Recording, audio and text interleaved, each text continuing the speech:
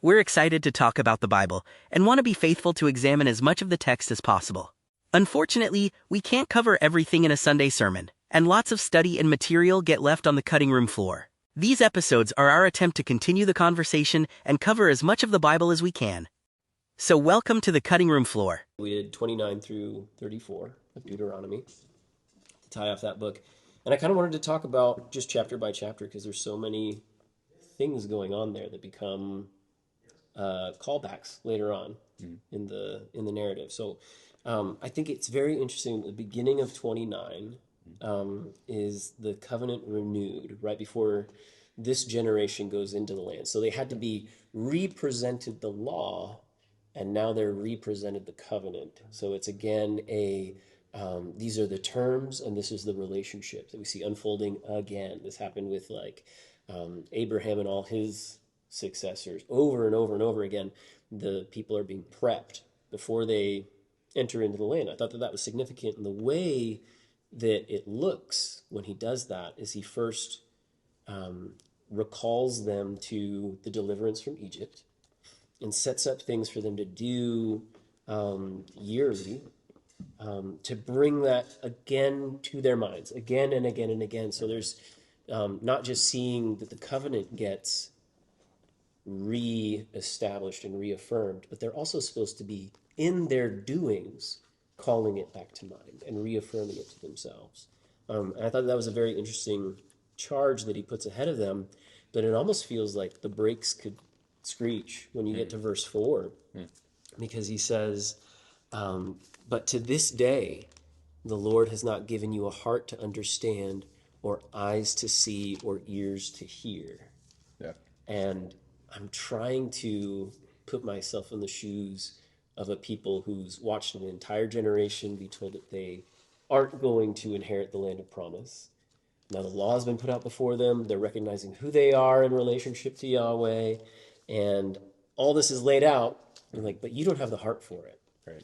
You can't even see it or hear it correctly. Yeah. And how the expectation and the excitement and probably the terror that goes along with going into this land. And then also, how do they not lose heart with being told that, hey, you don't have it in you?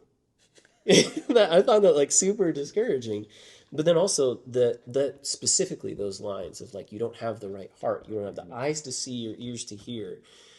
We see that in Isaiah 6:10, Jeremiah 5:21, Ezekiel 12:2, Matthew 13:10 through 17. Mm-hmm. I thought was really, really significant, particularly the Matthew one. I have it marked because once we make our way, as you're working through the prophets and they're using that same language, they're drawing from Deuteronomy. They're drawing from what the Lord has said to his people, and the prophets are just reminding them. But when we get to Matthew 13, I'll just read this chunk. Jesus has just given the parable of the sower.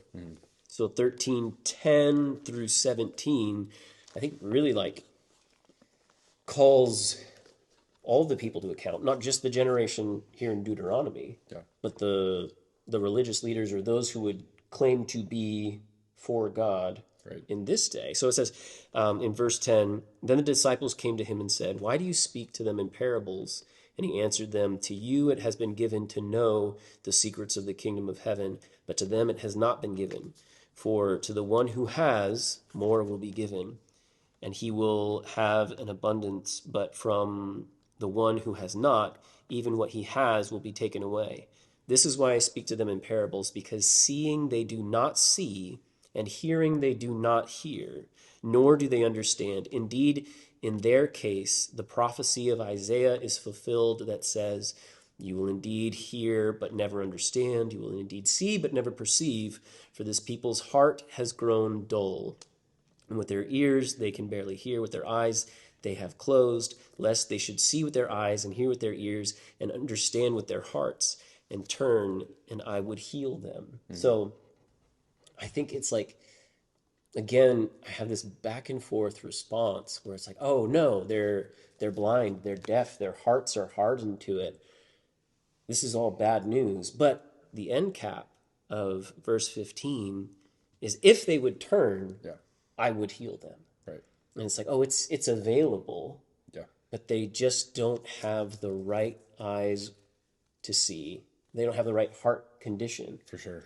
Which I think is very interesting, that like here he's referencing Isaiah as the prophet who just like coins the phrase, I guess, but it's language and instruction from Deuteronomy when God is saying, I will do this for my people. Yeah, I've got Deuteronomy 29:4 in my little nifty Logos Bible software here.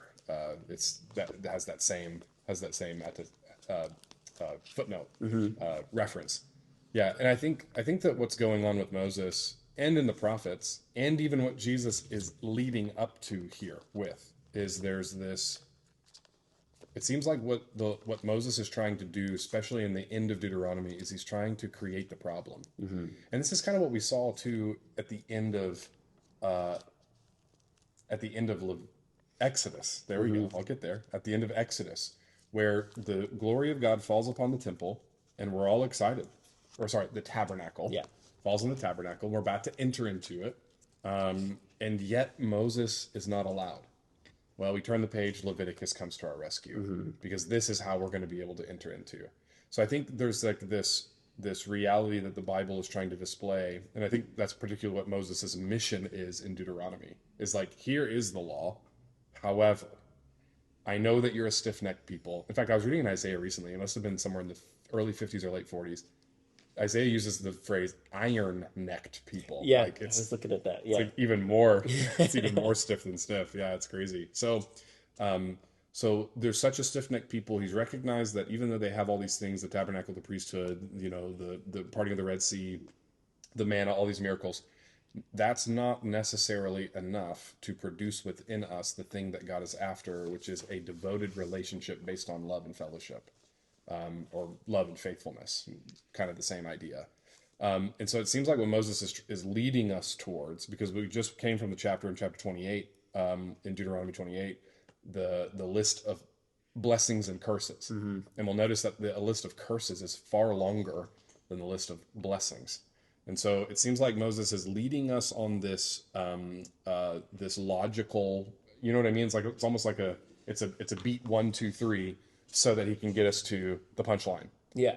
And the punchline, in my viewpoint, is what we read in Deuteronomy chapter 30, verse 6, which is that circumcised heart. See, you can't do it. And I think that's what Jesus is even talking about here in Matthew chapter 13. Yeah, verse 16, but blessed are your eyes because they see, and your ears because they hear. For truly I tell you, many prophets and righteous people longed to see what you see, but did not see it, and to hear what you hear, but did not hear it. And I think this is it's the same thing that Jesus is doing here as he's quoting these, the various prophets that you've even listed, utilizing the language of Deuteronomy 29. Yeah. He's creating the issue. It's really based upon what your heart is given to. And that's even the point of the parable, is the state of your heart in receptivity to the gospel. So when he is pointing out, but you are blessed because you do see, you do hear, you do understand, is what he's pointing at, like, I think at first blush, I would maybe think it's like, oh, because they get to see Christ revealed. Yeah. All these instructions and cautions and diagnosing the problem is supposed to lead them back to the Lord. And is it that they are being shown, probably yes and, are they being shown Christ revealed or the condition of their own hearts? Yeah, I think it is yes and. Okay. I think it is. Yeah, I think that's the point of the parable, is for us to. It acts as a mirror. We need to consider the question: what kind of soil do we have? What is the receptivity of my heart to hear whatever God's words are? In this particular parable, it's the gospel itself. Yeah, it almost feels like the relational dynamic is different in the two different time slots, but the remedy is the same. Correct. Because Jesus is there, saying like, you have seen it. Whereas in Moses's day, he's helping them diagnose the illness to help lead them towards the remedy. Correct. And the remedy, and I think we just got to keep coming back to this, it's the same thing. It's been the same thing since the very beginning. I need to believe what God says. Okay, well, that's a faith statement. I'm placing my trust, my believing loyalty in God, and therefore I will map my life based upon what he says. Not I hear him and understand him, but think I know better. Which comes up later, specifically. So I think that's what's going on in Deuteronomy, and again, why it's such an important and impactful text. If I have this right, and we can look this up, you guys can look this up to verify me or not, but I think Deuteronomy is the most quoted book by Jesus. I believe it. I think it's his most quoted. Isaiah is the most quoted by Paul. Okay, maybe that's what I was confusing. But I think Jesus most quotes Deuteronomy because, again, Moses it has a piercing understanding of what's going on. He's been with these people long enough now, 2 generations of them, to see that they just don't nail it. They can't. And so if we can't, then Lord, what's our solution? Well, we don't have the benefit of a Leviticus turn this time. Now it's going to be actually the rest of the Old Testament. Right. But Moses, who is standing in the office of prophet here, in Deuteronomy, he's been mediator, he's been intercessor, he's been leader of the people. Now he's standing in the office of prophet, and he's speaking a prophetic word now for really what the rest of the Israelite story is going to look like. And I think that's what Jesus is riffing on. I like that. Yeah. So it from my source, Psalms is definitely one of the most quoted, but Deuteronomy comes in second. But the way that it phrases that it's his weapon of choice. Oh, I like that. I like that phrase a lot. I wonder if there's a correlation between what Jesus references and quotes the most and Subject. It deals with subject matter. well, I was wondering if it's Christophany moments or theophany moments. If like, hey, he's on the scene and doing something actively in person here in the Old Testament, is he calling back to himself and pointing at himself? Not just what he's done, but hey, this is me. I wonder if you could measure that out. Yeah, that'd be interesting to pursue a little bit. I don't know that answer off the top of my head, but it seems to me that Jesus understands that the prophetic hope that's being talked about in the Old Testament roots or begins with. I mean, obviously you have promises beforehand. We've got Genesis 49 that's like calling out this ruler and the scepter and all this stuff. We've got Genesis 3:15, which is obviously talking about Jesus as he will, appear later in the story. So there are prophecies that go before. However, Moses has such a breadth of them. They're not just kind of these single lines that are really enigmatic. We have particular call-outs. Like, if you will do this, you'll be blessed. But if you do this, and other nations are going to carry you away. And so I think Moses sees something that, of course, that the Lord is revealing to him, but he sees something that Jesus has to pick back up on, because when Jesus comes to deal with this with again the same people, and we're talking about the Jews, he's got to deal with what their viewpoint is and how they are supposed to relate to God. And he's saying, yes, but it is appropriate to follow the law. However, you have to do it from the right source. And the right source would be first love and faithfulness in a relationship with God. And then actually he would say, so therefore the law to be fulfilled or to be acted out happens as a result of loving God and loving neighbor. And then he even more so tightens some of the ethical demands that the law would give us, or at least their viewpoint of it. I don't know if I feel like I've that clarifies it pretty good. Or dealt with or talked about this. I don't know if you even asked the question, but I think it is a great insight. What it reminds me of is when we talk about love, or maybe grace more specifically, unconditional versus unconditioned. Right. It's the same format here. He says that he's ready to heal them. Correct. He's ready to meet them where they are. Correct. But there is an awful lot of conditions to the relationship. And I think the beauty of what Christ offers, well, even the Old Testament. I mean, this is what Yahweh says about himself in Exodus 34. Like, I am compassionate. I am willing to pour out my love on thousands. But I think it's about the receptivity of our hearts. Well, the conditions are indicative of exile. Like, we don't have conditions until exile has to happen. So we create the conditions, or or conditions are necessary. The necessity for conditions because we put ourselves in exile. Yeah, I mean, Which is throughout the entire Old Testament is corrupt humanity, just God, corrupt humanity, just God, without the ability to even walk out the conditions rightly so that we can be in right standing in relationship with the Lord. That's a really good point, because when we were earlier on, when we were talking about the setup of the tabernacle, all this is like, well, what is the appropriate way to enter the God space? Correct. You know? And now it's you as a people. Yes. What is the right conduct for your hearts as the representatives and in interacting with the Lord? Yes. I think those go hand in hand. I agree. There was one in Matthew when it was talking about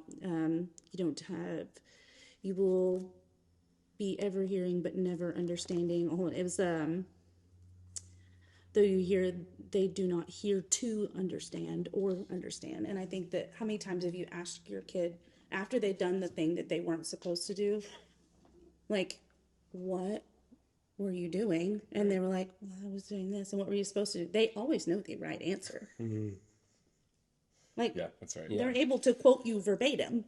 Yeah, but then it's an explanation of why I chose this route because of the factors that I was facing in front of me. And sometimes that's a legitimate, like, you know, sometimes there's a legitimate reality to, like, okay, well, I did this thing this way because of this. Sometimes that's legitimate, but more often than not, that's sourced out of my own desire to either shortcut to the answer quicker, or because you don't feel like you are putting your own qualifications on yourself, whether or not you can walk this route that's been laid before you. Right. Like, well, I couldn't do that because of this. I mean, did you see them? We're like grasshoppers compared to them, you know, or like whatever it is. They're putting this qualification, their own standard on what they can achieve versus what God has called them in obedience to. It seems to always come back to, did God really say? Yeah. Mm-hmm. Yeah. Yeah, it seems to always want to come back to when that. It comes to exile, full show. Well, I mean, yeah, I think, temptation all the way across, or reformatting of what God's version of good and evil always looks like. Did God really say? And that's why faith, I think, is the answer from the beginning of the story to the end of the story.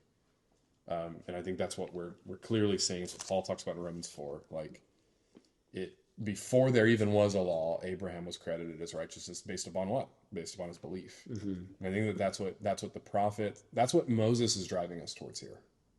Which again, he's problematizing all these things in 29 and on to get us to something. Mm-hmm. Which I think is probably where you want to head next. Yeah. But before we get there, because we will get there, I wanted to read 10 through 14 and ask if this is reflective of something in Genesis, because I thought that this sounded eerily familiar, but I don't know if I'm trying to link two things together that just don't quite tie.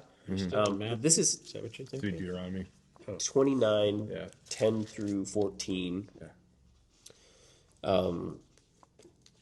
So he's addressing the people and reestablishing the covenant. He says, "You are standing today, all of you, before the Lord your God, the heads of your tribes, your elders, your officers, the men of Israel, your little ones, your wives, and the sojourners in your camp, from the one who chops the wood to the one who draws the water, so that you may enter into the sworn covenant of the Lord your God, which the Lord your God is making with you today, that he may establish you today as his people, and that he may be your God, as he promised you, and he swore to your fathers, to Abraham, Isaac, and Jacob."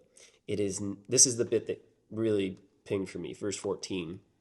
"It is not with you alone that I am making this sworn covenant, but with whoever is standing here with us today before the Lord our God, and with whoever is not here with us today." Yeah.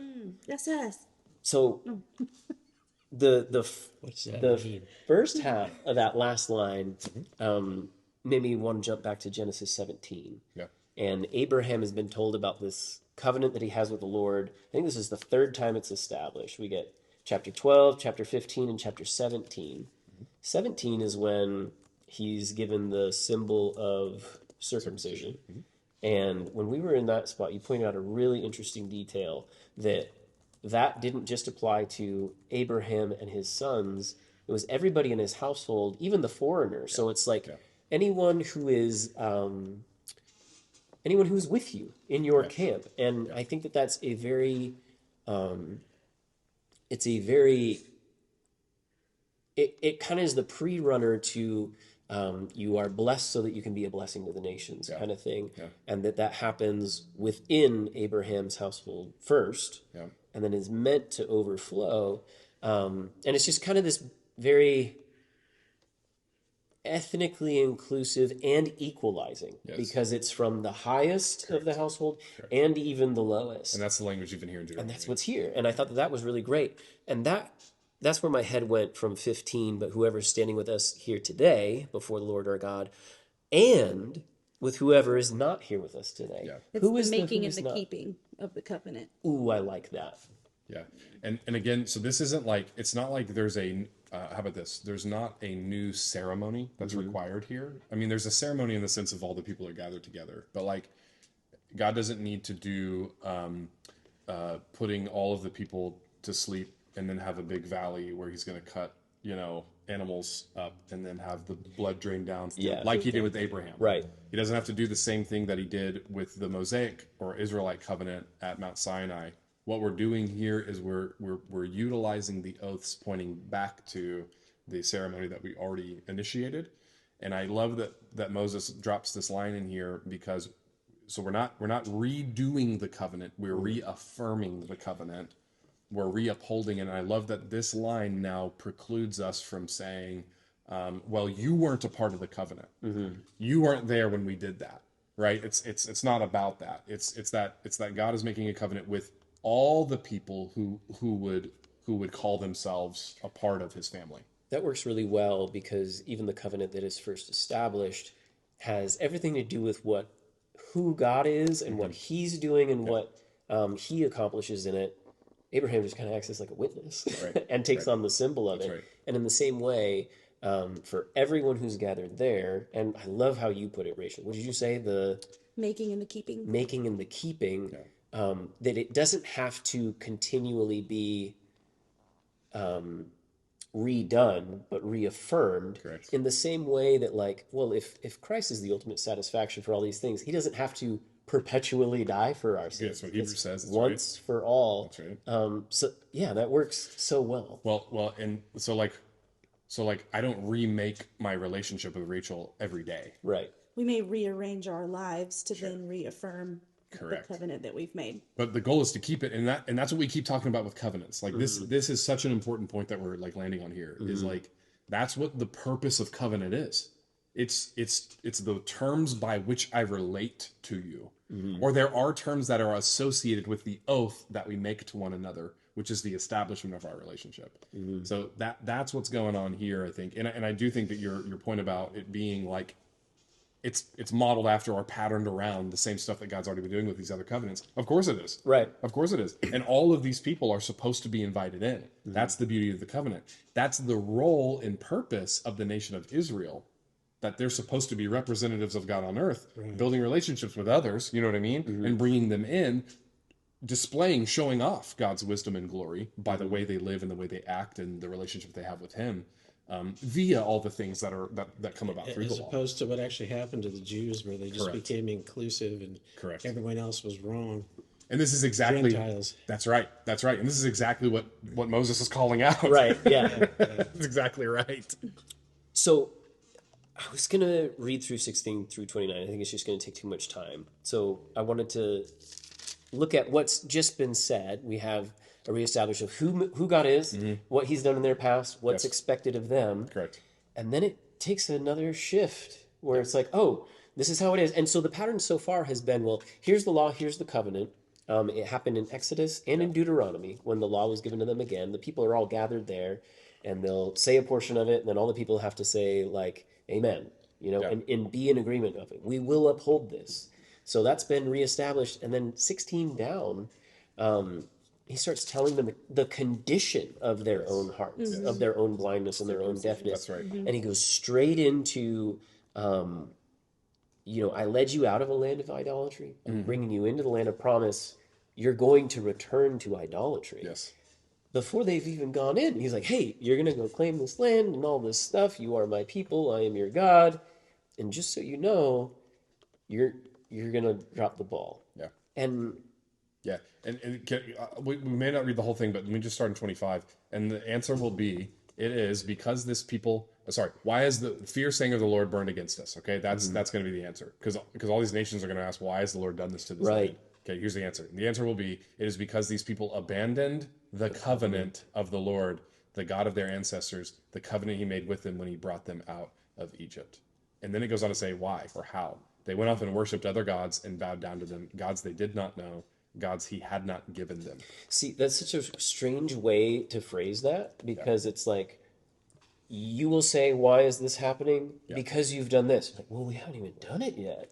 But the pattern's already there. The pattern is already there. And not just for them as a new nation. Right. It's the human condition. Yes. Is that we constantly set ourselves up as little gods or reach for the other god. That's a good question. Yeah, come on.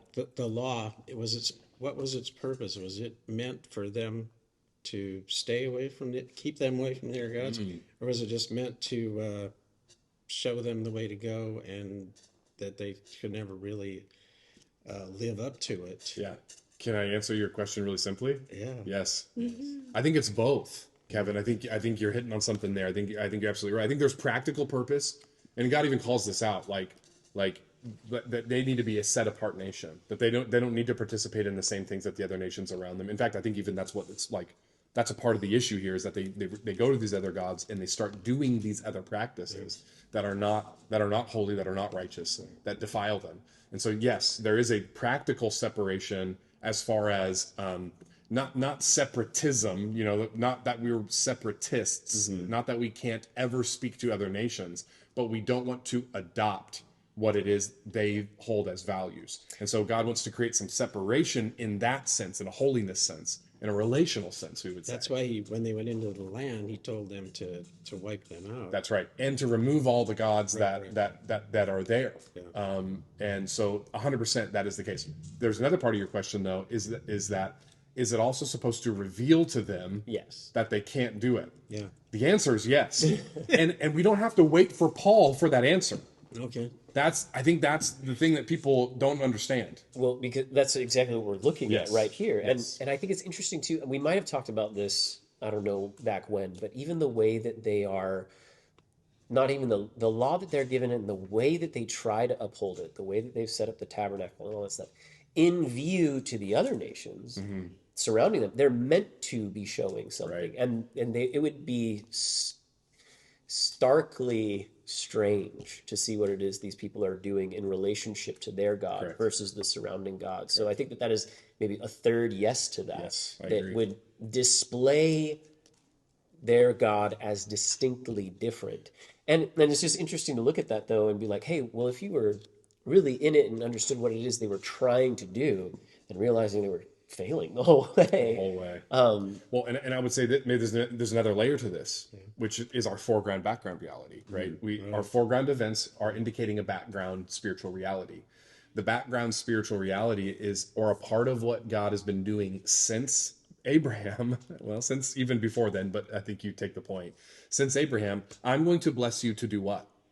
To make you a blessing to all nations. This has always been God's purpose, okay?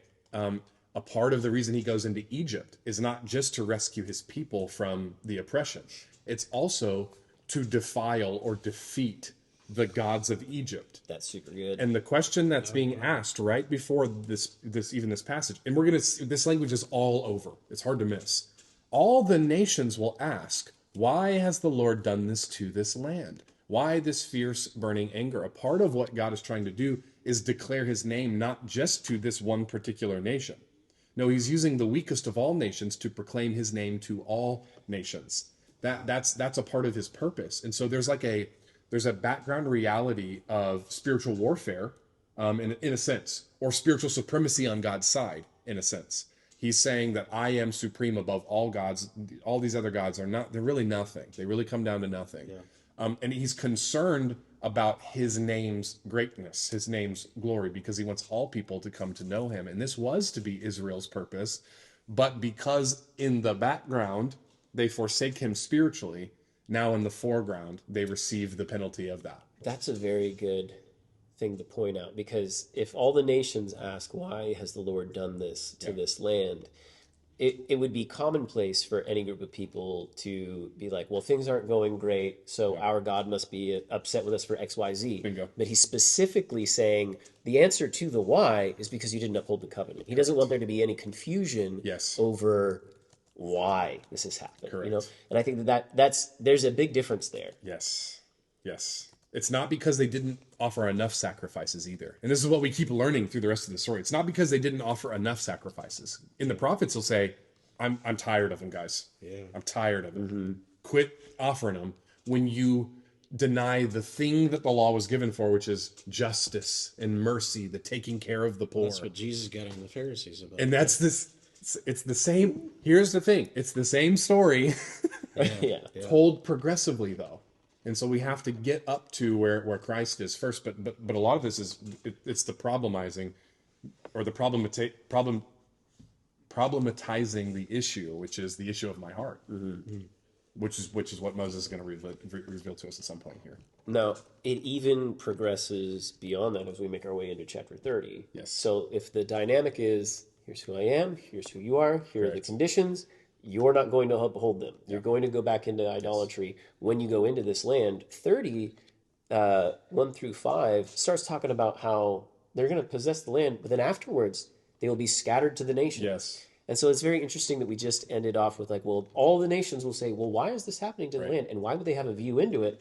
These people are going to be scattered. So it's how much of, them seeing themselves as, well, we're the generation who inherits the promise. Yeah.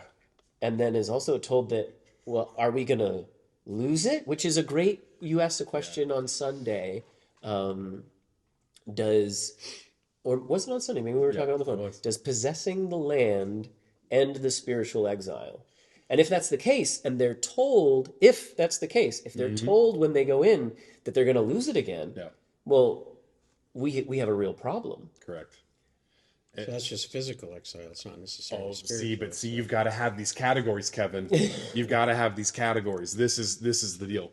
But they also talk about like the sulfur and salt, and it's like anti-Eden too. Oh, interesting. And so because nothing grows, nothing is.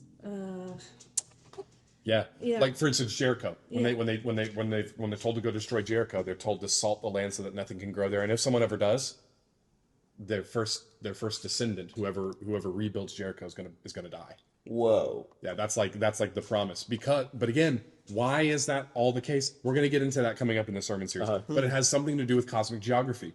The Lord is claiming this space is my place where I'm installing these people. They will have an inheritance from which I will make the promises revealed.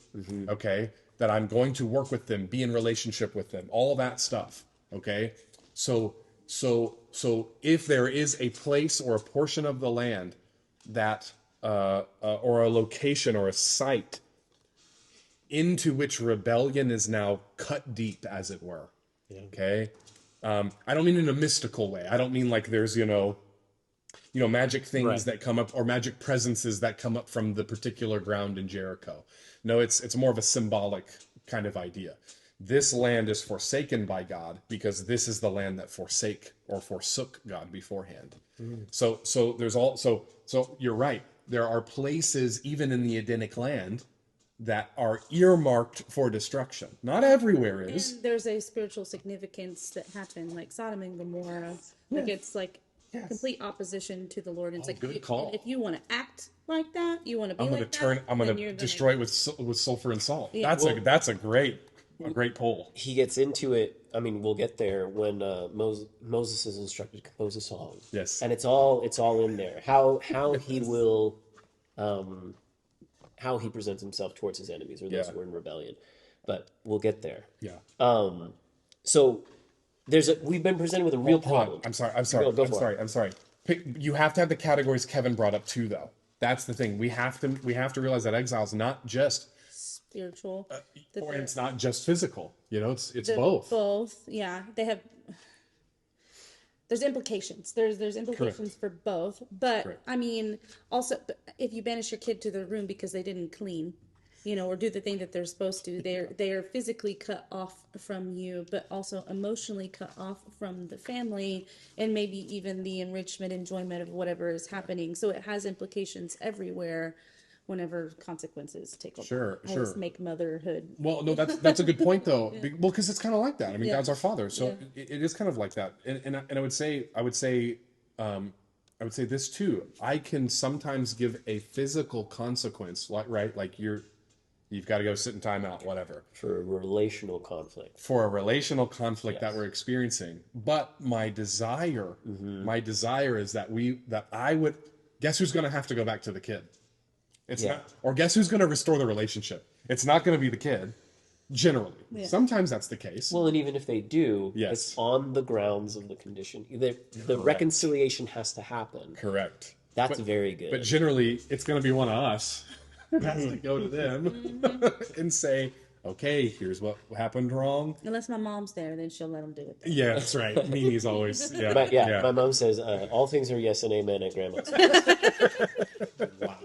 I love that. Yeah. But yeah, we've got to have those two aspects in mind, because again, wherever the story's going, it can't just address the physical exile, and it can't just address the physical exile. It has to address both.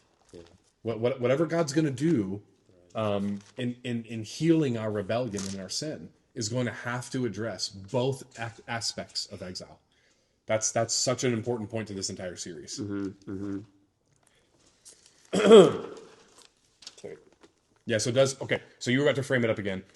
Does going back into the land, is it going to bring about spiritual return or homecoming? Okay. So before you said that, you just framed it up even better than I could say it. In that, possessing the land becomes a physical means that leads to a spiritual reconciliation. Interesting. So that's a very interesting way to and if the physical practices fail when we don't get it right, does that mean that God's not willing to meet his people? So, Rachel, do you have something? No.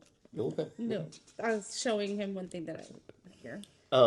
So he's made it abundantly clear that, like, hey, you've had a problem. Yeah. We have a problem, Yes. and you are going to continue to have a problem. Yes. So it almost seems like the people who are about to be told, go in and possess this land, what do we do? What do we do? Yes. And I think verse 6 is the bit where God says what it is he will do to make right relationship with his people. Yep. And verse 6 says of chapter 30, and the Lord your God will circumcise your heart and the heart of your offspring, so that you will love the Lord your God with all your heart and with all your soul, that you may live. Yeah. Yeah, and this is huge. And also, I just want to back up one verse. Oh, I clicked something funny here. Let me get back to it. He will bring you into the land that belonged to your ancestors, and you will take possession of it. He will make you more prosperous and numerous than your ancestors. So here's the deal. He's saying you're going to get banished. All the nations are going to take you out, okay? Or nations will. But then you're going to go back into the land. Then the Lord your God will circumcise your hearts. Okay, that's important. That's important. Because the people are now looking for the hope of, okay, well, if this is going to happen, then, far be it. We don't want that to happen. Okay, we're never, Moses, never Joshua. It's never going to happen. That's what they keep saying. But even so, the call out is that once this great and terrible thing happens, kind of the culmination of the curses, which is that you're going to actually be taken out of the land that we've been aiming for now for 400 years since Abraham. Okay, but when it happens that you're taken out and you're brought back in, then the Lord will circumcise your hearts and the hearts of your descendants, so that you will love him with all of your heart and your soul, and you'll live. That's an incredibly important line that now frames the rest of the Israelite story for the rest of the story. Yeah, which, as far as the Israelite story for the rest of the story, I know this is jumping way ahead. Ezekiel's doing a lot of Deuteronomy work. I don't mind us pulling it up. Okay, so this is Ezekiel 36, 22 through maybe 28. This kind of leads to, it has all that same language we just read in Deuteronomy, but it does prompt a question. Okay. So I'm going to read this real quick. This is verse 22. Therefore, say to the house of Israel, thus says the Lord, it is not for your sake, O house of Israel, that I am about to act, but for the sake of my holy name, which you have profaned amongst the nations which you came. And I will vindicate the holiness of my great name, which has been profaned among the nations, and among them, and the nations will know that I am the Lord, declares the Lord God, when through you I vindicate my holiness before their eyes. I will take you from the nations and gather you from all the countries and bring you to your own land. So this is partially, in part, maybe an answer to the scattering that we've just been warned about. In part, this is going to lead to a question. I will sprinkle clean water on you. You shall become clean. I will cleanse you from all your uncleanliness. From all your idols I will cleanse you. And I will give you a new heart.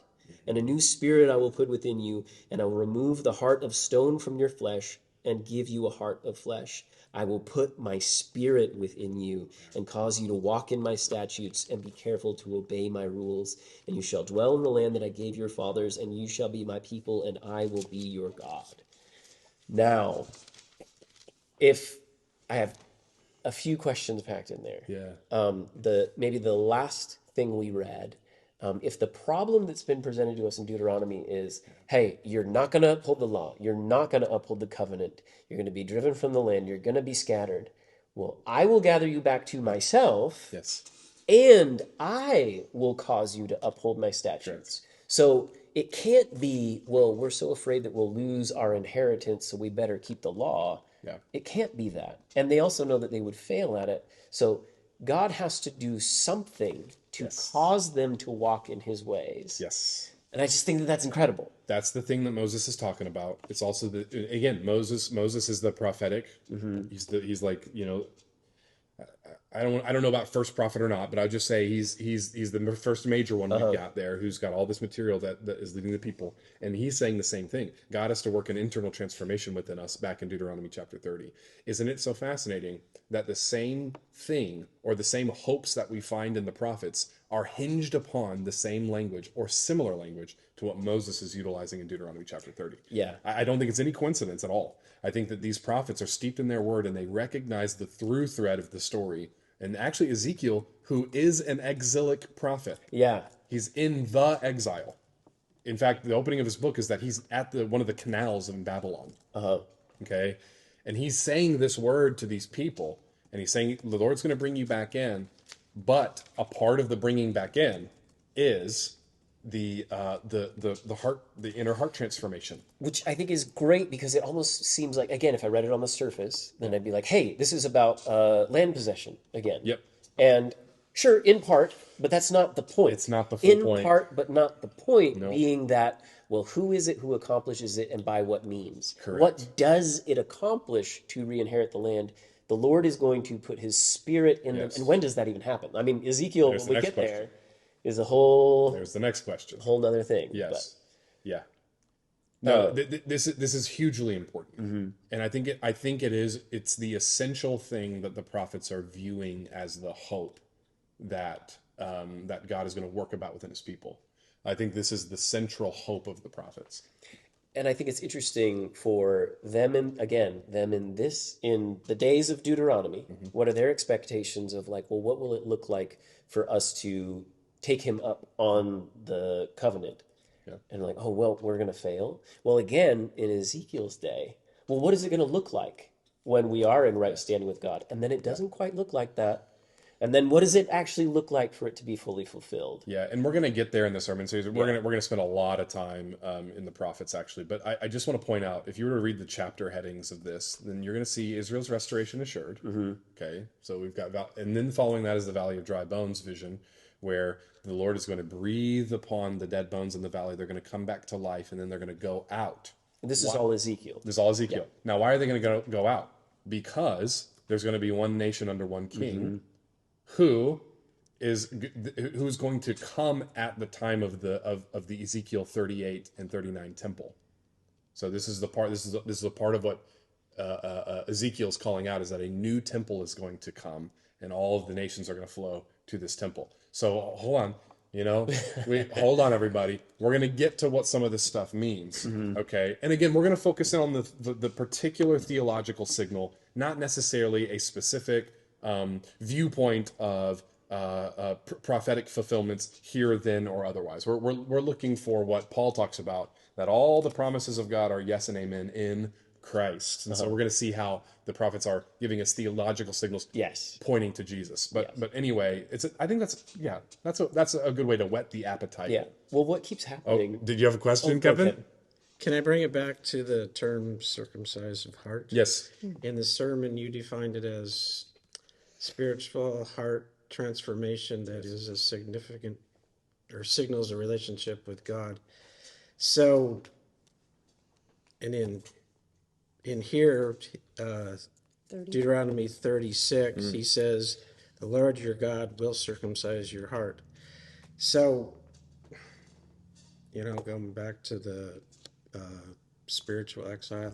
Yes. So how do we keep from being spiritual exile and keeping our hearts soft and keeping it circumcised? But he says he will do it. So what does that look like? Who does it? It's the right question to ask.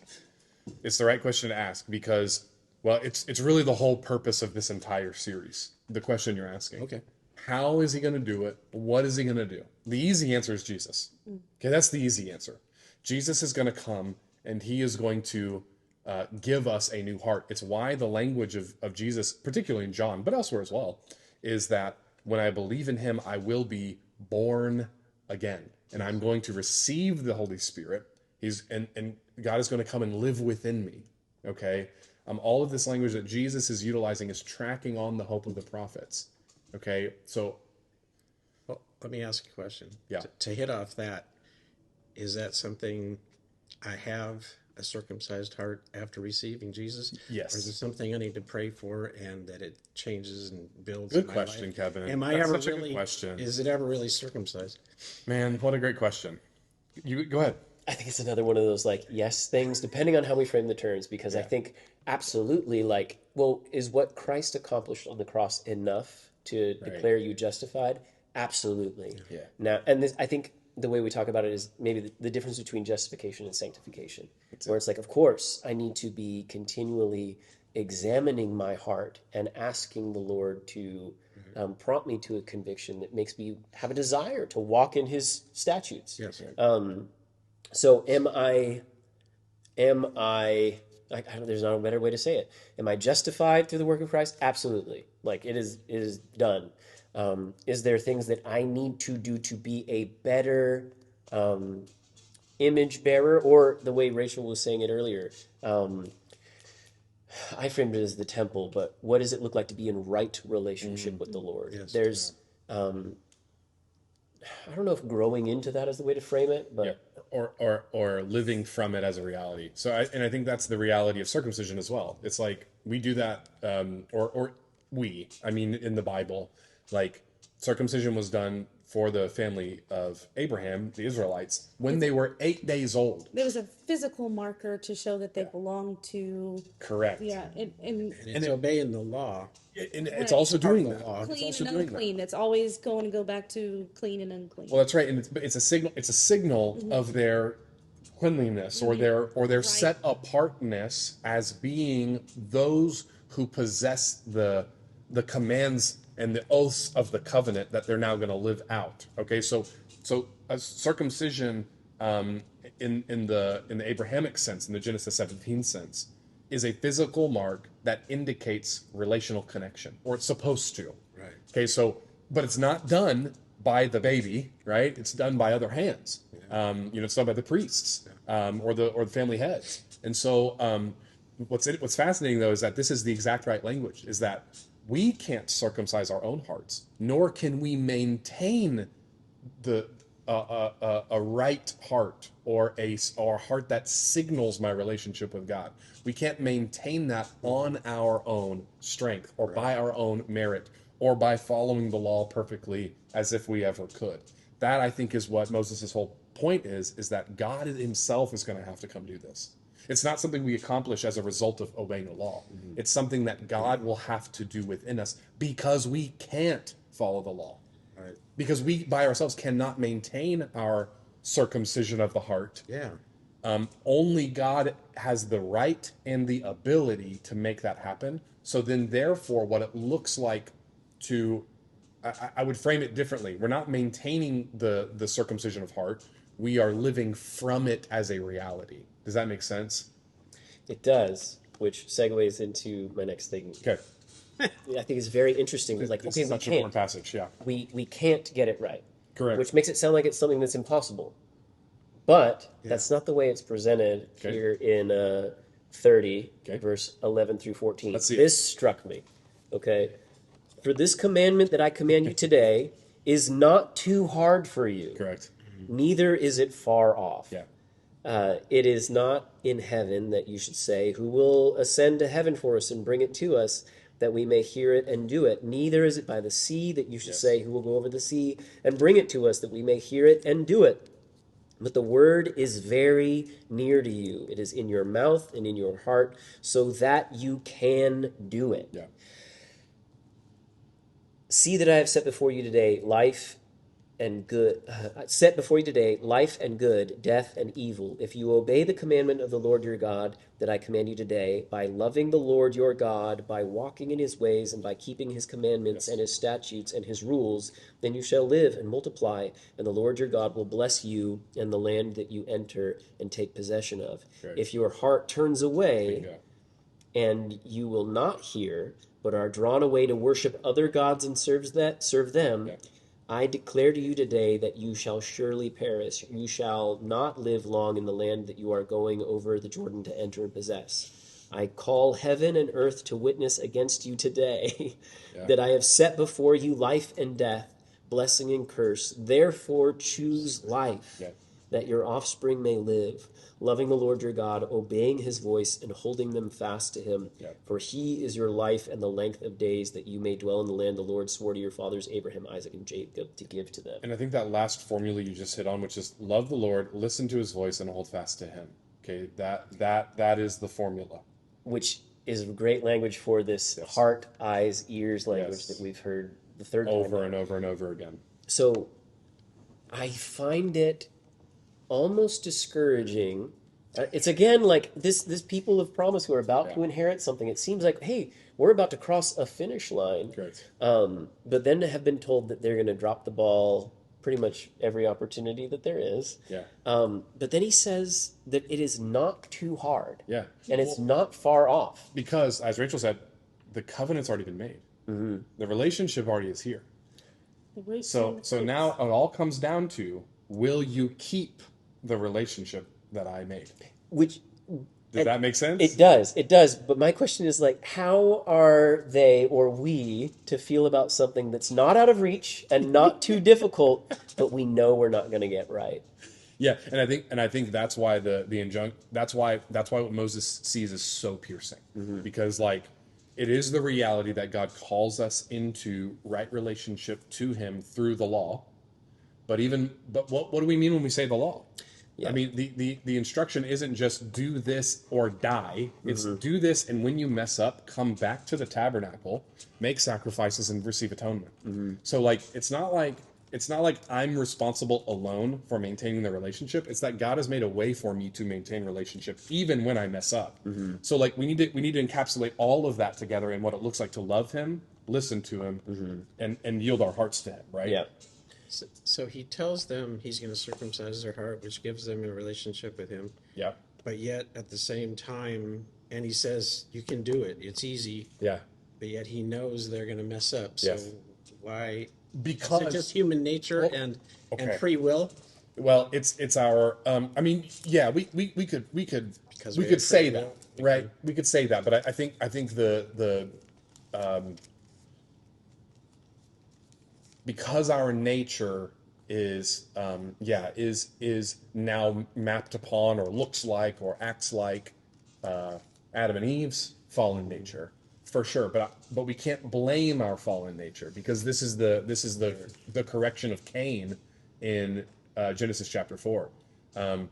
Sin is crouching at your door. It desires to have you, but you must master it.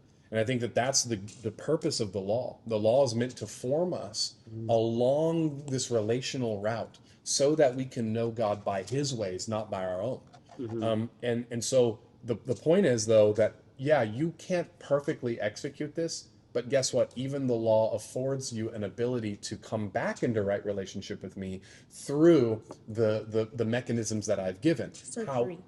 That's well, but however, what you need, Surgery. however, what you need is something more essential than the law can give you, and that's what Moses is saying. Moses is not saying that if you will obey the Lord, then he will circumcise your heart. That's not what he's saying. Right. What he's saying is you won't be able to obey the Lord. Therefore, what's going to happen is I'm going to have to do something in you, for you. Does that make sense? Yeah. So the commands that are not too hard for you to follow are not the heart circumcision. We have to wait for God to do that. That's God's business.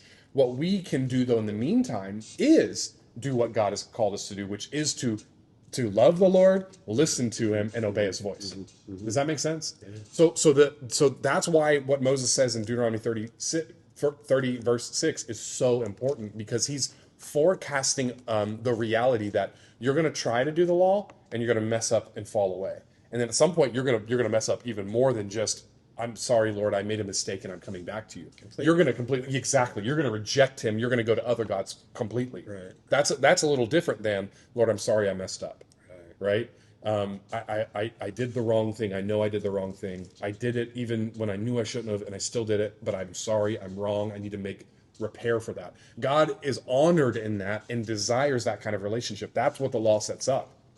But the full out rebellion, which models after Adam and Eve, which is what we do all the time as well, the full out rebellion is the thing that God is going to have to address. And that's the thing we can't address by just obeying more of the law. Well, It's the thing he has to do in us. He's weaving in Jesus. That's the pathway to Jesus the entire time. Yes. And so that's if we look at it as like this destination instead of a direction. This is so exciting. Because that's what it is. It's a direction that we're supposed to all be heading, that we all can't obtain and reach, right? But it's the direction Correct. that we're heading. That's our trajectory. We all have to kind of calibrate towards that, and so that we can make our way to Jesus. Yeah. So now there's this tension. Okay, God, you've given us the law and you want us to relate to you these ways, but you're saying we can't do it. But you're also saying that you're going to come and work a heart transformation within us. So what do we need to be looking for, Lord? What do we need to be doing? That's the tension that gets set up for the rest of the story. Yes. Well, sanctification is the Christianese word, that people maybe you don't know, but it's like that set apart. Yes. Which is what the original... The progressive life becoming more like Christ. Your life being set apart so that you look like... It's a holy making life. Which is the circumcision, is that setting apart your... No, that's the justification. Well, there's the circumcision is what set them apart. That's the justification. That's the legal reality that now I have been made right, or I've been deemed right, positionally speaking. But they still need to uphold their end. That's the sanctification. Yeah. That's the holy making. Mm-hmm. Yes, I've been declared holy, justified by Christ, but I need to now walk as a result of that, which is what the covenant is setting up here in the Old Testament. But the issue is God and Moses, or God through Moses, and God sometimes himself just comes out and says it, that you can't do this by yourself. You need something more than merely, what Rachel's saying, sanctification. You need something more than merely trying to strive for holiness. You need a heart transplant. That's very interesting that sanctification can't ever get you to justification. Bingo. Ooh. Bingo. It lives out of, it comes out of the reality of justification. Yeah. That's why that's the first step. Now, we're talking way ahead of the story right now, but that is where the Exile series is going. Well, I mean, we're talking about circumcised heart and stuff like yes. that. Yes, no, and that's why I'm so glad you brought it up, because this is the through thread, and I love the way you even said it, because we're actually going to talk about the scarlet thread with Rahab at some point in our next cutting room floor. We don't have time in this, but there is a scarlet thread that the writers of the biblical material are weaving for us to see, and that scarlet thread is the thread of Christ. Even though they didn't be knowing that, they knew that's right. They knew the promise was coming, and that's the thing they've got to put their faith in. Their hope in is that God is going to produce within us the thing that we can't do by ourselves. Mm-hmm. I know I've said it a couple times, but it's been kind of a long explanation. This is the tension, though, of the whole story. Yeah, is God has made a way for us to be in right relationship with Him right now. The reality is we keep failing, and He knows we're going to fail. He calls out our failure. Well, that dependent. We have to become dependent upon Correct. God. But just because I do these things and I'm in right relationship, which is provisional here in the Old Testament, that's the whole point. This is what Paul reveals to us later, is that the relationship that I have with God in the Old Testament is provisional. In other words, the law is my tutor guiding me towards the thing. There's something else that it's pointing towards. Here's the thing that Moses drops a hammer on us with, which is the heart circumcision. It's that you can't, by following the law, ever get up to God. He's going to have to come and work an inner transformation within us. That's the thing we're looking for. Right? That's the thing the prophets are going to talk about. This is so good. You guys are at... It is interesting that like so good. living in tension with that doesn't end anywhere in the narrative or in our own hearts, because once we get to is it Romans? Paul says, I know that he says that, like because of grace. Correct. Is that our license to sin? No, of course not. So there's kind of two ways that you could measure it up. Like Correct. if I'm going to fail either way, do I just give fail? up? And I believe it's somewhere here later in Deuteronomy. I'm having a hard time finding it. That it calls someone foolish for saying that, like, well, because I am of the promise, I'm safe, and that he lies to himself. Thanks for supporting us by watching. Don't forget to subscribe and click on the bell to receive notifications when we post. A tension that continues, Yeah. as we talked about. Like in the New Testament, Paul says, is grace, do we have a license to sin? Right. Well, then of course not. And so the way that we can kind of meet that sanctification, justification, you can take on the symbol of the covenant without upholding the covenant. Yeah. And is that enough to merely bear the symbol? Right. So it kind of, there's tension both ways. And Yes. what that made me think of is in chapter 29, what verse did we say it was? 19. The one who, when he hears the word of the sworn covenant, blesses himself in his heart, saying, I shall be safe, though I walk in the stubbornness of my own heart. Yes. This will lead to the sweeping away of the moist and the dry alike. The Lord will not be willing to forgive him, but rather the anger of the Lord and his jealousy will smoke against the man, and the curse written in this book will settle upon him. And it goes on. Yep. But it is interesting to me that, are you able to uphold the conditions of the covenant? No. Yep. But do you need to take on the symbol of the covenant? Yes. But is either one enough? Like, no, they're working hand in hand. Yeah, and the way all relationships do, right? Mm-hmm. All relationships operate by both the, intimacy or connection, however you want to say that, like they happen as a result of my love and desire to be in your presence. But there's also constraints on that. Mm-hmm. I can't just do whatever I want. Right. To you or whatever, and expect our relationship to be maintained or to continue on in fellowship. Mm-hmm. Yeah, that's not the way it works. And so I think that's exactly what Moses is calling out here in verse 19 and on, is that you can foolishly believe that if I just understand the Bible, or if I just foolishly understand or know in my mind who Jesus is, but I don't walk with him. Mm-hmm.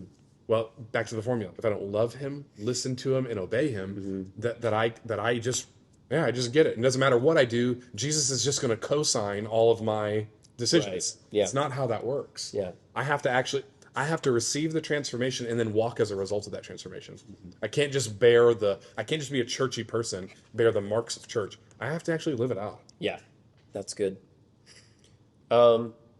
You got anything, Kevin? I'm ready to move on to chapter 31. I was going to add to that by saying this is all great, the discussions and everything, but it's all academic unless it's actually that's right. changes our life and we can do something.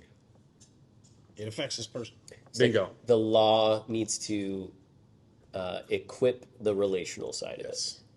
Yeah. Well, and I would say that it's a great point, Kevin. I mean, the thing that I think all of these stories are trying to point us towards or route us towards is a greater hope than we know how to express at this point.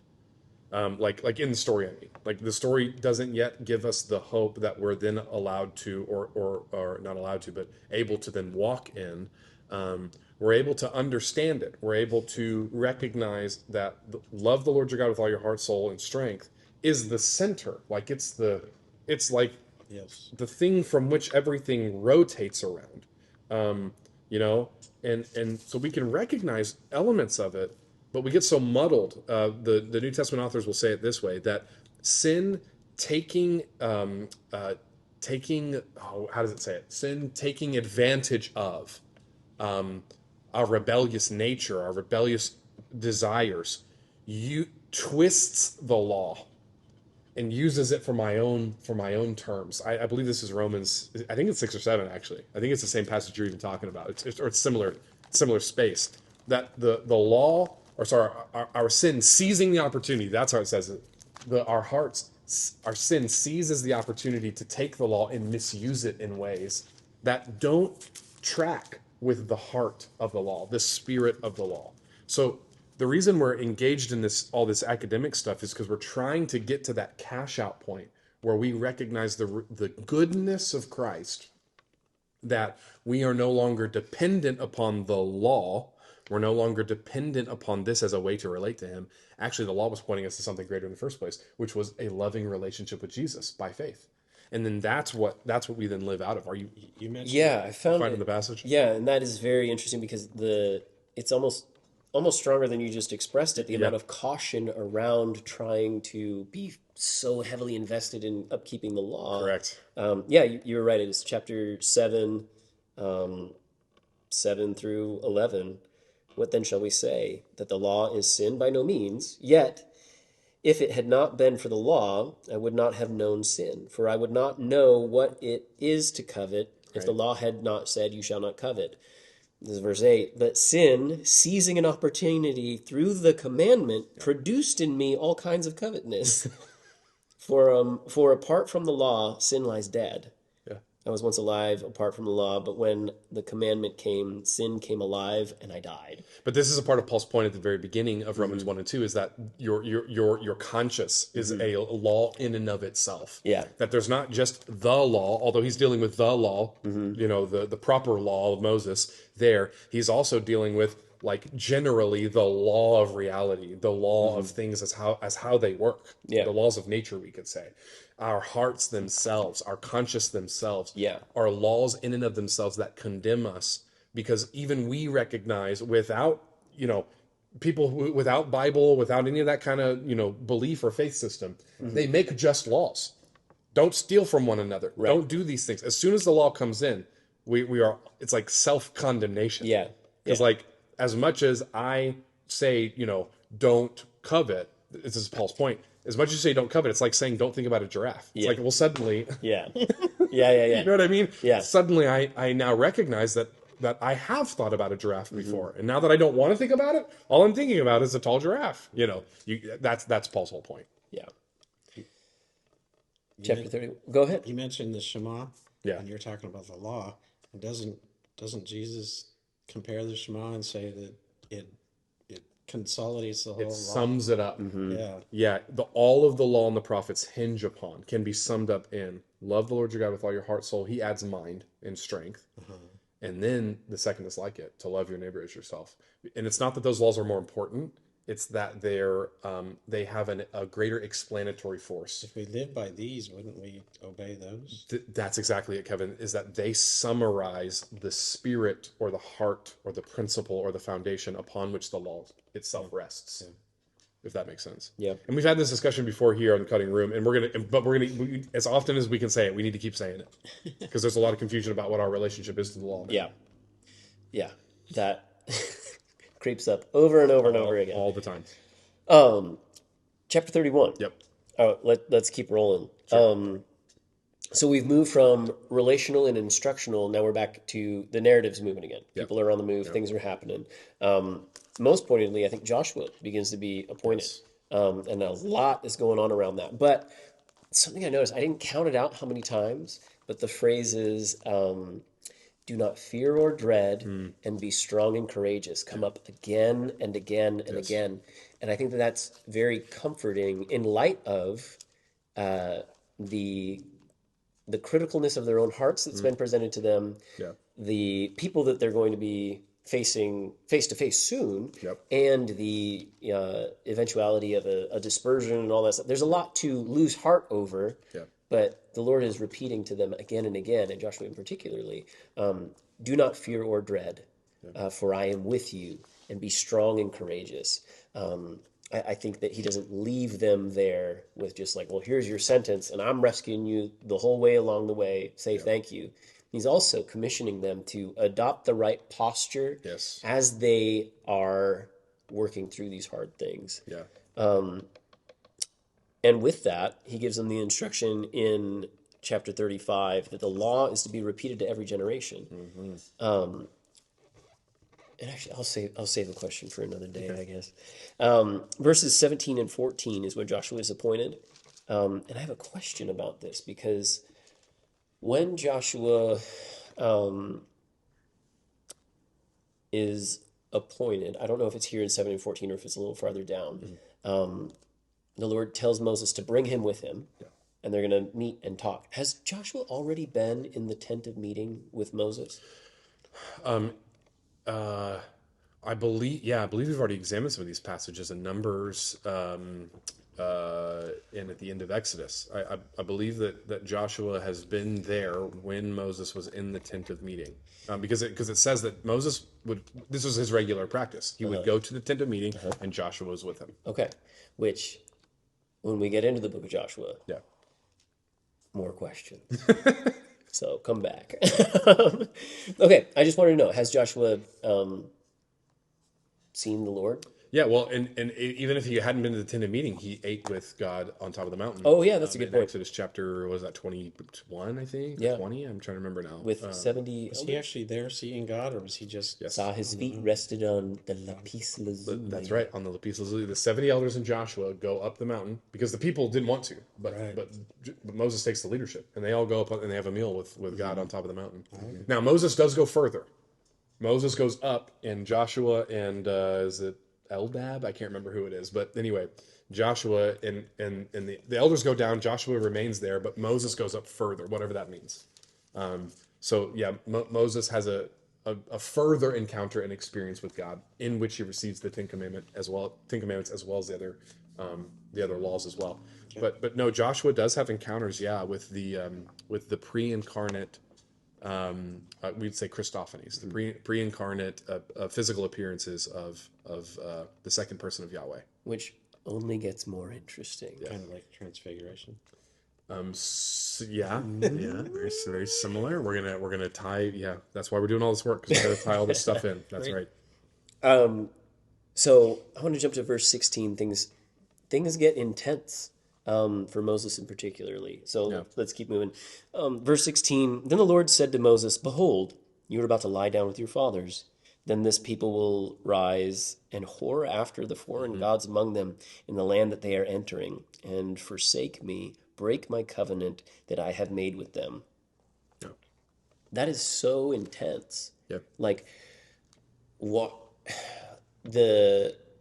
again, I believe it's in Ezekiel, where I cannot get my mind out of Ezekiel has to have Deuteronomy on the brain when he's writing it. Yes. Because he has a passage that is also reflective of the song that's about to happen in chapter 32, about the way the Lord finds Israel, or this individual, in their own blood, and then raises and rescues them, and then departs and goes off. And it's this imagery of prostitution and stuff that Ezekiel all spells out that we get from here in Deuteronomy. Correct. But we also are getting it from I'm going to leave you because you've broken my covenant back in Exodus. And Moses is pleading on behalf of the people, Lord, we won't go unless you go with us. Yeah. There's this union stuff that's been talked about now since Exodus chapter 19. This is the whole point. You will be my people and I will be your God. It's a marriage. It's a marriage covenant. Yeah. That's how it's supposed to be viewed. So it's interesting then that the way that they forsake the covenant then is used in what would be the opposite of breaking the covenant. Well, it would be this. Yeah, which I'm not putting that out just for the sake of like, well, look at the vulgarity of the way that this is phrased. You're right. If the imagery is akin to a marriage relationship, seeking after other gods would be the same as adulterous, or Correct. and more. Yeah, they're not just being provocative on purpose. Yeah. It is the appropriate framework that's already been set up. I think that's the shocking bit about verse 16. But the other bit is you were about to lie down with your fathers. Like how many people, and I guess I don't need a number, but like there's the Lord talking to Moses. He's telling him like your days are almost over. Yeah. Which I think as we read along, it says that his, I think you pointed it out on Sunday, that his vision was not dim. He wasn't, slowing down or anything, but like his time Says seems he's to gonna die. Yeah, which is so odd. Bingo. So odd. And that, Same thing happens to Aaron, doesn't it? does it? That's a good question. We'd have to look I back. don't Yeah, know. we'd have to You know, look we get back. distracted. I don't remember off the top of my head. See, the thing that I started going back and forth, I was like, oh, wait, doesn't Elisha not die? Yes. Which is not the same, because he's being not the told same. he is going to die. But Elijah is also being told, I am going to take you. That's what Elijah is told. And that's why, like, there's that long story about Elijah, like, heading out there, and there's all these prophets that come out and say, Elijah, you're about to go to be with the Lord. And, like, he's like, I know, chill out, guys. I'm heading there right now. There's all that conversation that's going on. But it is interesting that you're pointing out Elijah and Moses. And Yeah. that's gonna be relevant to what Kevin even just pointed out a minute ago. With later on. yeah, Yeah. totally, with the transfiguration and all that. Yeah, it is really intense. Yes. It is really intense. And I want to talk more about Moses and kind of the end cap of his life. Yeah. Which is so strange. So strange. Yeah. But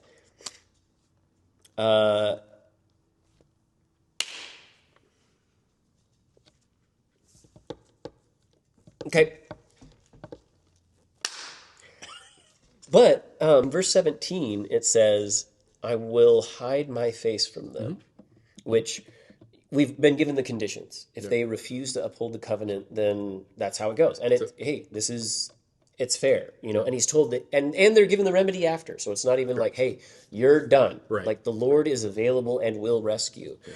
But as long as we keep talking to Ezekiel, this is what came into my mind. Ezekiel 39:29 says, and I will not hide my face from you anymore. When I put my spirit upon you, the house of Israel declares the Lord, Correct. your God. Yeah. And I need to correct what I said earlier. I said 38 and 39 is when, that's Gog and Magog. That's actually the battle situation. But then that culminates in Ezekiel chapter 40, which is the great temple vision. So this is the progression Right. of what Ezekiel is talking about. And he keeps picking up this thread of what God is going to do within us in order to make us fit for him. I mean, that is the reality. Yeah. And I think that do you think that there's a maybe short-term, long-term arc thing that's going on here? Would it be fair for them and us to examine, I don't know exactly how this would work.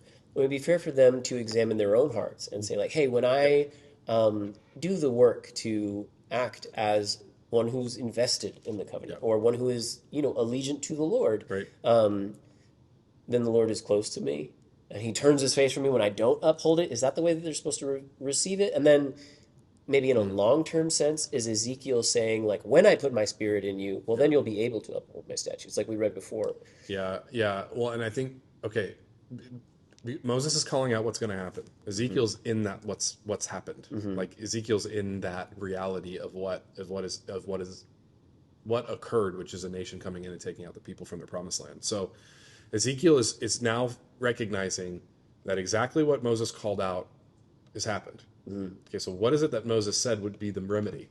And Ezekiel must be meditating on this over and over again. And he's like, wait a minute, what is it going to look like? How is this all going to work out? And I think that Ezekiel's picking up the through thread of Moses to talk about the ultimate hope, which is the circumcised heart. Because when we have the circumcised heart, that's when we'll be compelled or moved by God himself to obey and love him with our heart. Okay, so I think Ezekiel is then casting out the same way that Moses does. And of course the Holy Spirit's in the midst of all this. I'm not just saying this is all Ezekiel's inventiveness or ingenuity. I think the Holy Spirit superintends the writing of his word. And so the Holy Spirit is revealing to Ezekiel in some way as he's reading his Moses from Deuteronomy. He's recognizing that there is a future hope that's going to have to come. But all of that, though, is passing through the filtration of whatever the covenant's update might receive, which it does receive updates, particularly with King David. So we got to get there first before we can really recognize how they see that charting or channeling through or routing through. Okay, now back to your question though. Is it that they have some kind of here and then reality? I think there is I think it's a mystery. I think it's a mystery veiled on purpose so that we wouldn't fully or grasp or understand. We have to have Christ in order to be able to look back and say, oh, this is what they foresaw. So it's not as though I think people were asking God, would you circumcise my heart, or would you, or something like that. I think they would pray more along the line of Ezekiel, say, Lord, would you put your spirit in me or with me or on me? Or I think they would ask for that kind of thing. Lord, I want to know you. The similar things that we would pray, it's just now because God has spoken to us finally through his son, Hebrews 1 and 2. Now it's that we, through the Son, have a relationship with God. Does that make sense? Yeah. Whereas in the Old Testament, I had more of a relationship to God, yes, in my heart, but also through the way that he's asked me to relate to him. Do you think that the people would maybe scratch their heads and wonder, like, well, when does that happen for us, having the Spirit of God? Because remember when the Spirit of God is on Bezalel and the other people who are crafting the temple, and Moses says, I wish the Spirit of God was on all of you. Correct. Do you think the people, maybe if they were thinking about it the right way, would think like, well, when? Yeah. Why isn't the Spirit of the Lord on all of us? Yeah. And so maybe Ezekiel's playing off that as well. It's like, hey, you know this desire that you ought to have within you? 100%. He will do this. Correct. And I also think that we've got to deal with at some point, maybe not today, but at some point we've got to deal with what is Israel here. Right. What is the thing that God is moving us towards? Because it is a reality, even in Elijah's day, that Elijah says, oh, I'm the only one. I'm the only one. Lord, I'm the only one who cares. I'm the only one who loves you with my heart, soul, mind, and strength. Right? And God says, chill out, dude.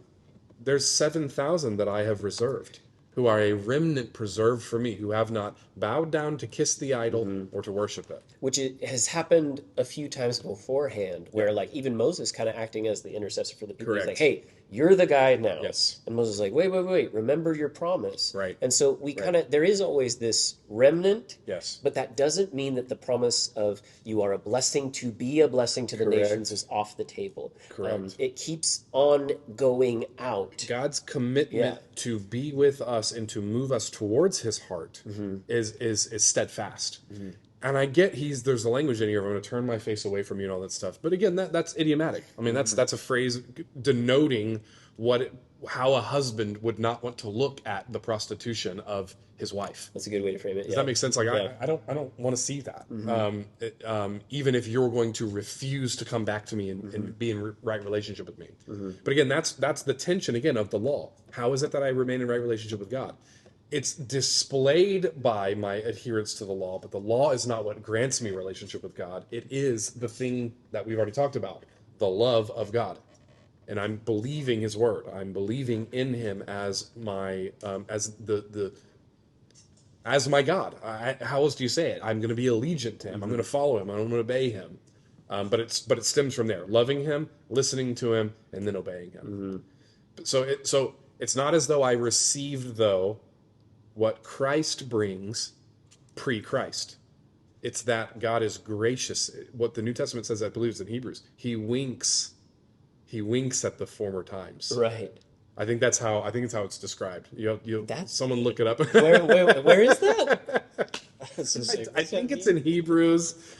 Hebrews what? He winks at the former times, and the indication is that you can have salvation, quote unquote, but that salvation is reliant upon my faith in God and the promises that he gives me, that he's going to one day bring about all things new. And how is he going to do that? Well, it's through the Messiah, but we don't know that language yet because we haven't got there yet. Right. That's interesting. Are you looking that up, Kev? Okay. Yeah. What's the particular phrase? Acts. Oh, it's Acts. Acts. Yeah. There you go. Is that it? Acts chapter what? 17. Oh, of course, it's 17. It's one of my favorite. I should have known that off the top of my head. I'm going to leave this all in on the camera because I think this is important. Acts chapter 17, verse 30, it said, right?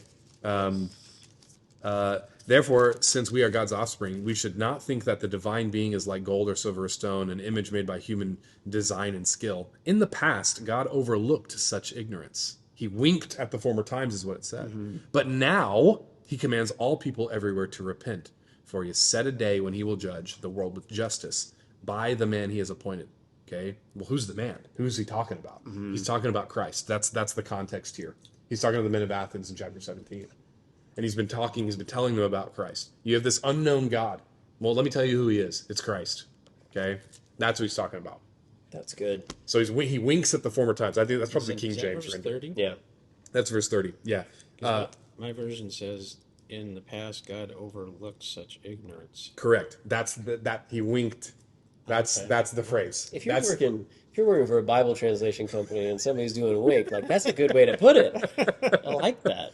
Yeah, so he goes on to say, for he has set a day when he will judge the world with justice by the man he has appointed. That's the shocking claim. It's a man, okay? But it's not just a man, it's Christ, okay? He has given proof of this to everyone by raising him from the dead. When they heard about the resurrection of the dead, some of them sneered, others said, we want to hear about more about what you're talking about. Okay, so this is the thing that Paul's doing, is he's utilizing this. In other words, he's saying that ignorance or that inability to come to God through Christ is what God is going to judge based upon his own criterion. But what we know for certain is that the criterion would be loving relationship, whatever that means, even if that looks like I'm going to be faithful through the law. But again, we can't miss the spirit of the law, because the law is always intending to point us to the love of God, the heart of God, the relationship I'm supposed to have with him. So if people were exercising that or going towards that, which we know they were, because there's a remnant that God holds aside. So it's not like it's this, only the prophets know it. It's not so far up in heaven that someone has to go down up and reach it. This is Moses' point. Yeah. It's like the desire of a relationship with God has always been the point. Faith has always been the point. That's what he's been after for us. And there's a version of that that's adequate or acceptable within the Old Testament, even if it's not in Christ yet. Right. But it's pointing to. But it's pointing to. Bingo. Okay. Bingo. We're getting pretty long on time. Yeah. And so I really wanted to talk through the Song of Moses. Oh my. But there's just... Yeah. We just can't today. Can't. So we talked about Moses is told he's going to go lie down with his fathers, basically being told he's going to die. I think we'll have to jump to the conclusion of Moses to tie this off. So, how do you even skip some of this stuff? I think it's in verse 48 and 52 through 52 of chapter 32. Yeah. Where Moses is told that where he's going to die and how and why he doesn't get to enter the land. I thought that was very interesting. Yep. And from there, that's he's told this is going to happen soon. You're going to go up on this mountain. Yep. You're like, okay, that's very odd, but not the strangest thing that happened. Like, Moses, you're going to die. Here's when, why, and all this stuff. And before we get there, then there's these blessings that Moses now speaks over the nation of Israel and the different tribes. And that, to me, is just a stark parallel to the end of Jacob's life when he is blessing his individual sons. Bingo. But there's some strange stuff in there, and there's some great things happen when Jacob does it and he talks to Judah, and we have this great, oh, wow, this looks so much like the promise of Christ as we look back at it from where we are. And Judah's is, I don't know, hazy. It's not that exciting. Yeah. There's other ones where you're like, what is going on? Yeah. But there's lots of parallels there. I would love to pick that apart maybe another day. Yeah. But a couple of things that I noticed in there is that he does address the tribe of Joseph, where when Jacob does it, Joseph doesn't get mentioned. It's the half tribes of Ephraim and Manasseh. Yeah. Why? Wait, hold on. Say the question again. So when Jacob is blessing his sons, he goes through them one by one. Yes. I think he does it in order too. When he gets to Joseph, he doesn't bless Joseph's line specifically. Yes. He does Joseph's sons, and they become the two half tribes of Ephraim and Manasseh. Yeah, but now we're back to Joseph. We'll just do Joseph. But which is interesting to me because as you move through the rest of the biblical narrative, I don't think the tribe of Joseph gets mentioned. There is no tribe of Joseph. Yeah. So they're blessed here, but from then on, we're referring to Ephraim and Manasseh. Why?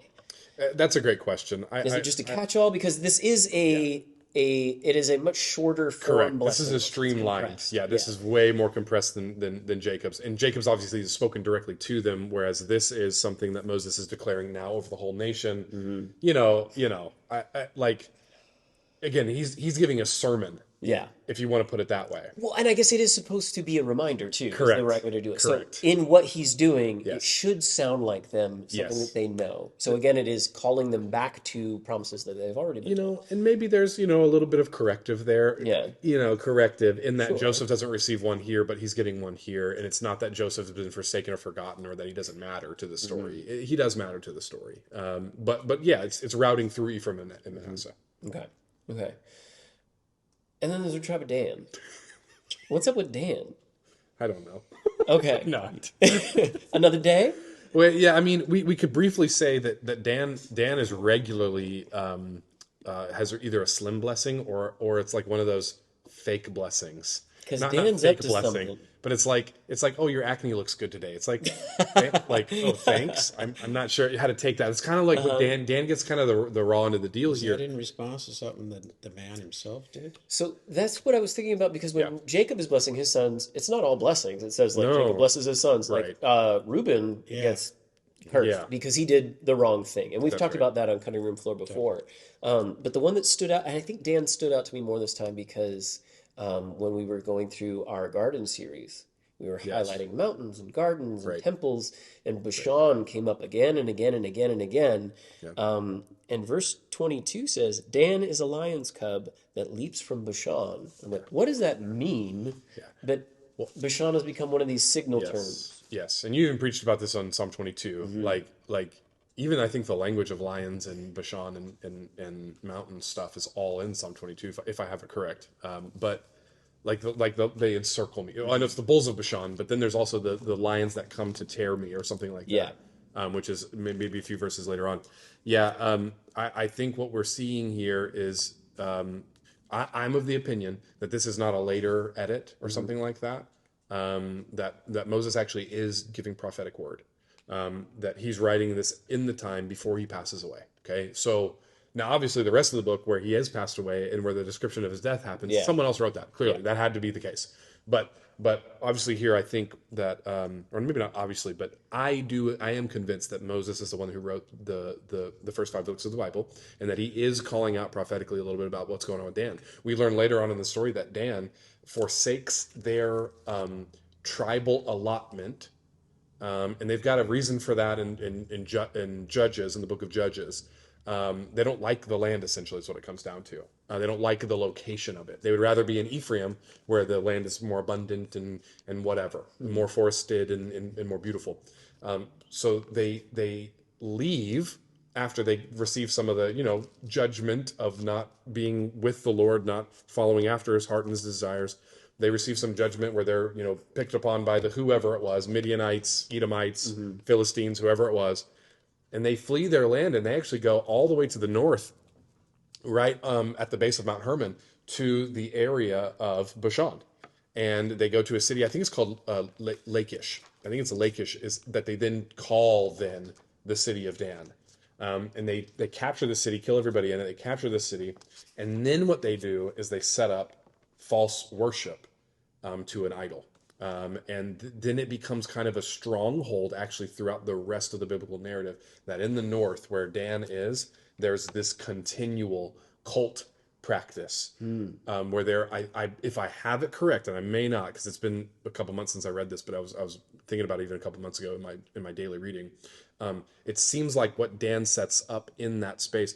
Is it a golden calf? Hold on, I'm looking at some of my notes here. No way. Yeah, when when the kingdom split, King Jeroboam set up 2 golden calves to prevent people from going to Jerusalem. One was in Bethel and the other was in Dan. Yeah, so they set up. Dan is a city too. Yes, exactly. That's wild. So it's kind of a catch-all, but it's also literally a city, and that's one of the places where idol worship gets set up, and it becomes called out specifically by the kings actually. he returned to his father Jeroboam's sin. That's what it keeps saying over and over and over again. Why is it always a calf? It's a good question. Like the Israelites in Moses' time. Yeah, Bulls of Bashan and yeah. There is a connection. There's a speculative connection to why a calf, but it has something to do with the neighboring gods around them. It has something to do with that.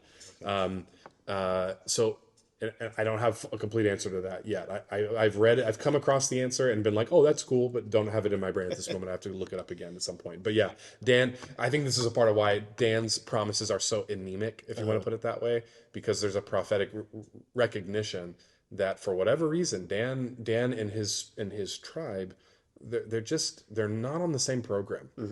it's like the people as a whole have been told that they're going to have a natural bent to go back to idolatry. Yeah, But it seems man, like Dan It's tough. is a little extra. I don't know. Yeah. Dan is maybe the what am I looking for? The type.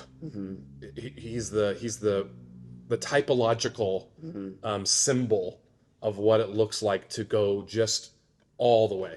Yeah. To not just forsake the Lord for a time and then return to Him, but just to run away completely. Like just forsake Him all the way. Because that's what it seems like Dan does. Interesting. And actually, that's how. So when you're looking at your map here, Kevin, you've got from when they use like an idiom in the Old Testament to describe the whole nation, they'll say from Dan to Beersheba, Right. which is from all the way to the north, yeah. all the way to the south. Oh, okay. Because Dan is the uppermost. It's not actually, but it's the most important one in the north, at least. It's the northernmost important city, and it resides there at the base of Mount Hermon, which is in Which the we talked region of about a Bashan, ton, and it was which so is a spiritual fun. signal for the spiritual Yeah. enemy's headquarters. Yeah. Okay. I feel like we could circle around that for a long time, but we gotta we gotta tie move. it off. So chapter 34 is largely just about the end of Moses' life, the death of Moses. Yes. And there is a startling thing that happens here. Do you want to read it? Sure. Then Moses climbed Mount Nebo from the plains of Moab to the top of Pisgah, across from Jericho. There the Lord showed him the whole land from Gilead to Dan, all of Naphtali, the territory of Ephraim and Manasseh, all the land of Judah as far as the Mediterranean Sea, the Negev, and the whole region from the valley of Jericho, the city of palms as far as Zor. Then the Lord said to him, "This is the land I promised on oath to Abraham, Isaac, and Jacob when I said, I will give it to your descendants. I have let you see it with your eyes, but you will not cross over into it." And Moses, the servant of the Lord, died there in Moab as the Lord had said. He buried him in Moab. Pause. Who? The Lord. Who buried him? The Lord? It's ambiguous. It's really ambiguous. Wow. Okay? He buried him in Moab in the valley opposite Beth Peor. But to this day, no one knows where his grave is. Okay, so I've gone back and forth on this because earlier when he tells him that he's going to die, he's like, go up this mountain, look at this place, I will show you the land that that your people will inherit, your descendants will inherit. Yeah. All this stuff. And then he says, and they will come and gather. Yeah. But how do they gather him if it sounds like the Lord buries him and no one knows where? Yes. Moses was 120 years old when he died, yet his eyes were not weak, nor his strength gone. The Israelites grieved for Moses in the plains of Moab 30 days until the time of weeping and mourning was over. That's what we get.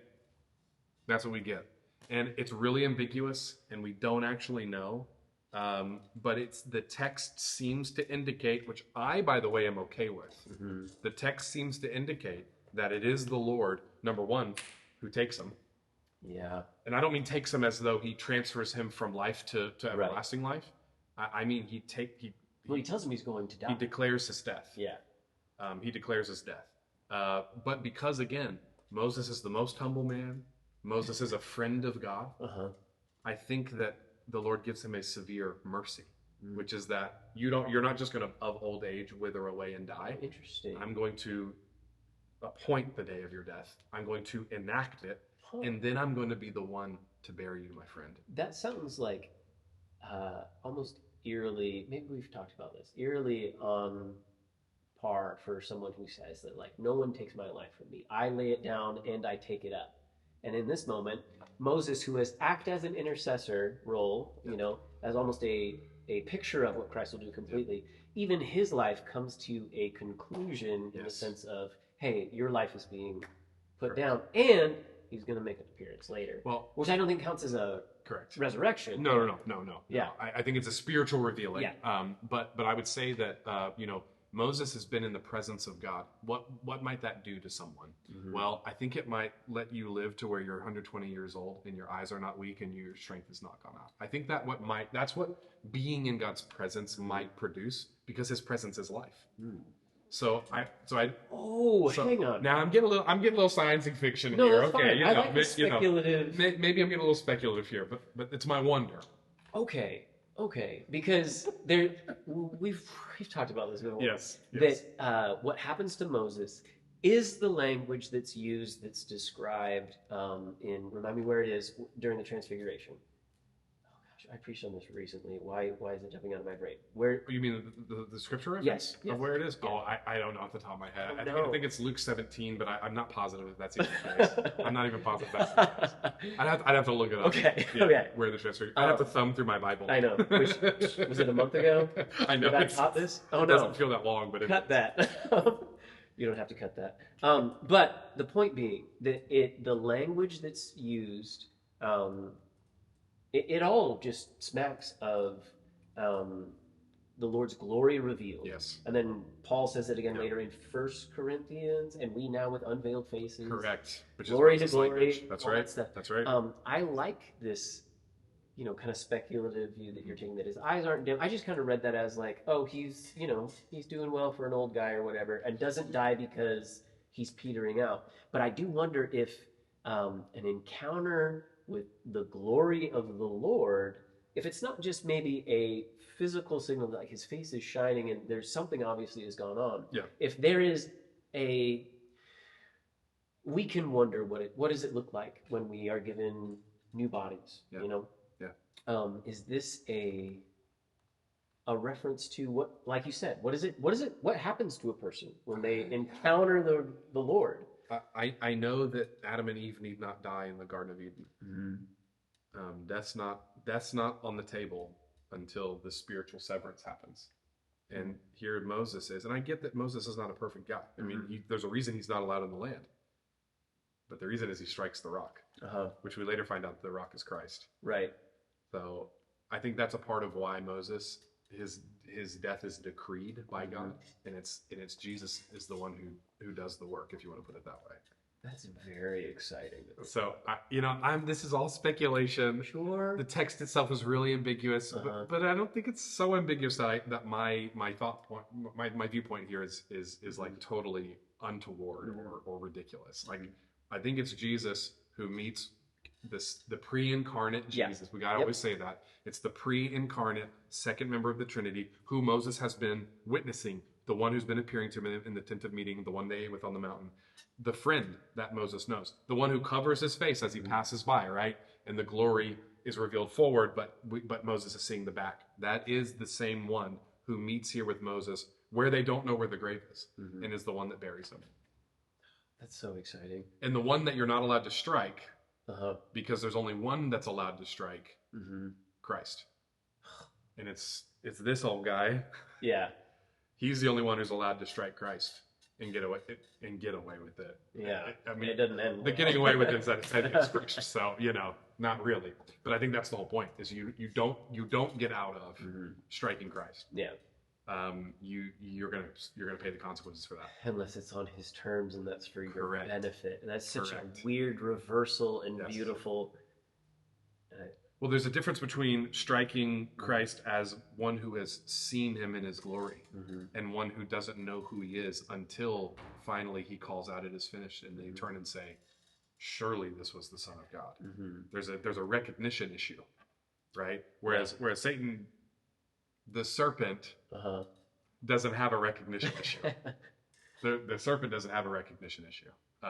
He knows who the second member of the Trinity is. And if you strike him, you're gonna get smushed. Yeah. And I think it's the same with Moses. You hit the rock. No, sir, you're not allowed to. Not unless you're told you can. Yeah. Because that's why it's okay for him to hit the rock the first time. Yeah. Because he was told he could. It wasn't okay the second time. Was the punishment because of his anger, or was it because of? Yeah. Well, and I think it's also his pride. I think it's all wrapped in. I think it's all wrapped in. He's seeking out provision and appeasement of the people by reaching out on his own terms, not on the Lord's provision. In a way that he's done it before, because I'm the great miracle worker, you know. So I don't know, we just come out here, hit the rock. But that's the issue, is he didn't listen to God, because God gave him new instruction, and that's it. You can't strike the rock that is Christ and expect to get away with it. So I think it is the pre-incarnate Christ who's here and says, Moses, I love you.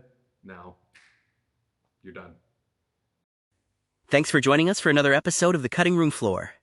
If you have any questions or want to know more about what we discussed, send an email to Church on the Rock. Like and subscribe to receive notifications for any videos we post. May God bless your study of His Word.